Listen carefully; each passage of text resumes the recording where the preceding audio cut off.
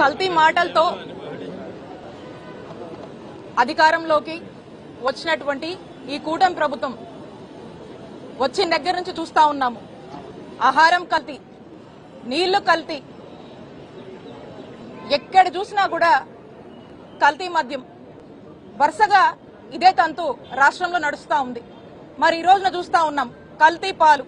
ఈ కల్తీ పాలకు సంబంధించి రాజమండ్రిలో ఈరోజు మీడియా కూడా వచ్చి మాతో పాటు టూర్ చేయడం జరిగింది. మరి హాస్పిటల్లో ఇప్పుడు చూసాము 19 మంది మరి అడ్మిట్ అయినటువంటి పరిస్థితి, అందులో 5గురు చనిపోయారు.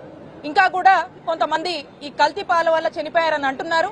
మరి దాని గురించి కూడా ఇంకా తెలియాల్సి ఉంది. ఎందుకంటే అఫీషియల్ గా కూడా నంబర్స్ అనేది ప్రభుత్వానికి అనుకూలంగా చెప్తా ఉన్నారు.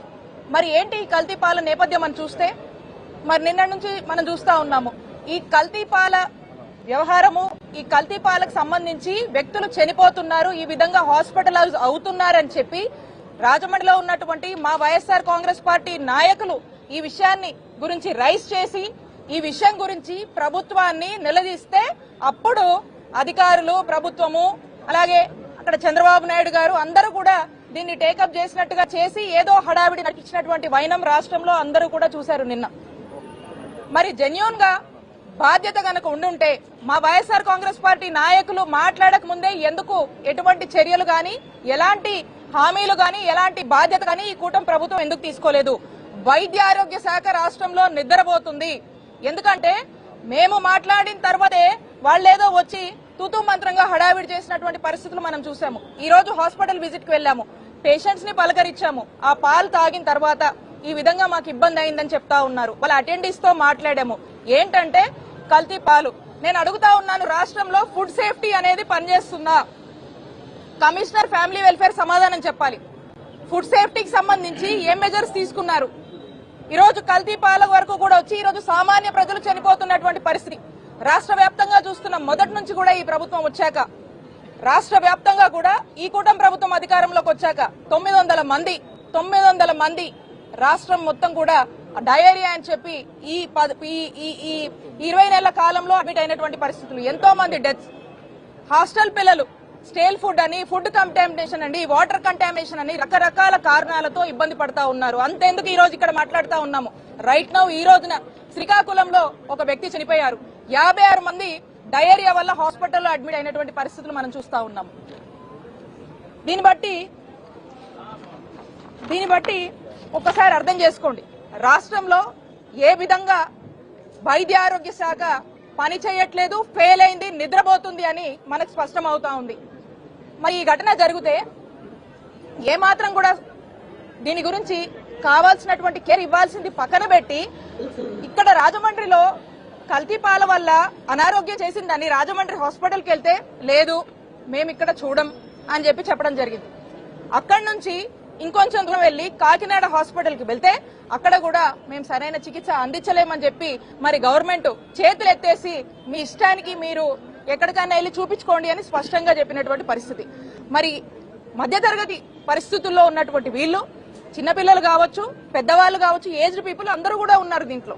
మరి వీళ్ళందరూ కూడా ఎక్కడికక్కడ తోచినట్టుగా ప్రైవేట్ హాస్పిటల్స్ లో జాయిన్ చేస్తే లక్షల వ్యవధిలో బిల్స్ అవుతా ఉన్నారు. నేను మీకు ఒక ఉదాహరణ చూపిస్తాను.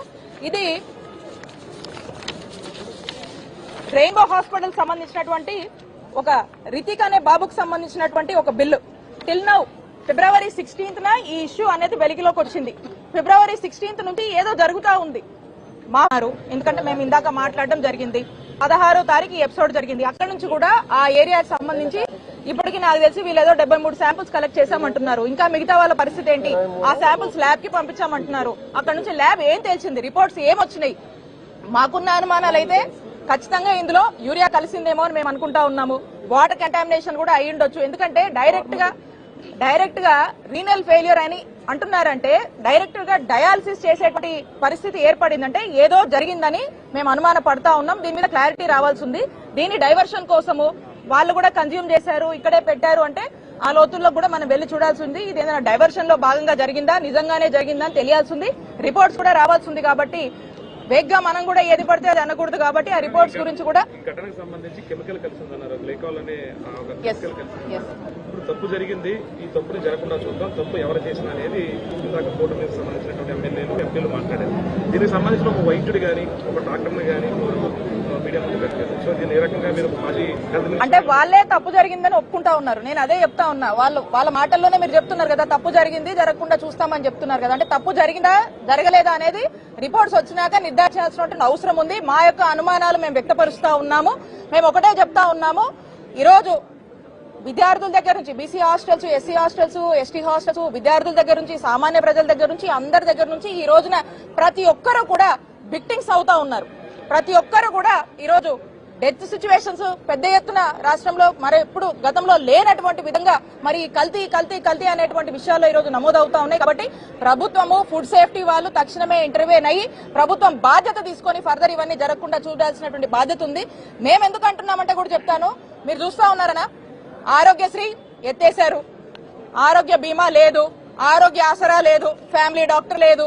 నేను తీసుకొచ్చినటువంటి గవర్నమెంట్ మెడికల్ కాలేజ్ ప్రైవేటైజేషన్ అని చెప్పి వాళ్ళ యొక్క స్కామ్స్ కోసం కమిషన్ల కోసం ఈ విధంగా చేస్తా ఉన్నారు. ఈ విధంగా ఉంటే ఎక్కడ న్యాయం జరుగుతుంది? ప్రజలకు మంచి వైద్య సేవలు ఎక్కడ అందుతాయి?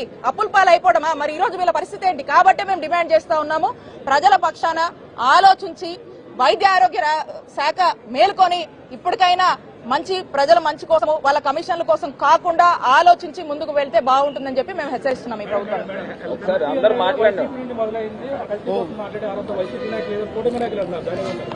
ఏం మొదలైంది మీరు చూస్తా ఉన్నారు. రాష్ట్రంలో కల్తీ పాలనేది ఎప్పుడైనా విన్నారా? కల్తీ మద్యం ఎప్పుడైనా విన్నారా? ఈ కల్తీ మాటలు వాళ్ళే చెప్తున్నారు కాబట్టి కల్తీ ఆలోచనలే వాళ్ళే. జరగనటువంటి కల్తీ నెయ్యి జరిగిందని వాళ్ళే మాట్లాడి చేస్తా ఉన్నారు. తీరా చూస్తే రాష్ట్ర ప్రజలందరూ కూడా చూస్తా ఉన్నారు ఏం జరిగింది ఏంటనేది. హెరిటేజ్ ఎలా భాగంగా ఉంది, వాళ్ళ యొక్క కమిషన్స్ కోసము వాళ్ళు చేస్తున్నారనేటువంటి ప్రచారాలన్నీ కూడా ప్రజల వెలుగులోకి తీసుకొచ్చాము. ప్రజలన్నీ కూడా గమనిస్తా ఉన్నారు. కల్తీ మాటలు చెప్పడం వాళ్ళకు అలవాటు, కల్తీ ఆలోచనలకు కూటమి ప్రభుత్వానికి అలవాటు. కానీ ఎక్కడా కూడా వైఎస్ఆర్ కాంగ్రెస్ పార్టీ చాలా ట్రాన్స్పరెంట్ గా చాలా చక్కగా ప్రజల శ్రేయస్సు కోసం పరిపాలించింది. అదే ఉద్దేశంతో ప్రజల పక్షాన పోరాడతాం, ముందుకు వెళ్తామని తెలియజేసుకుంటున్నాం.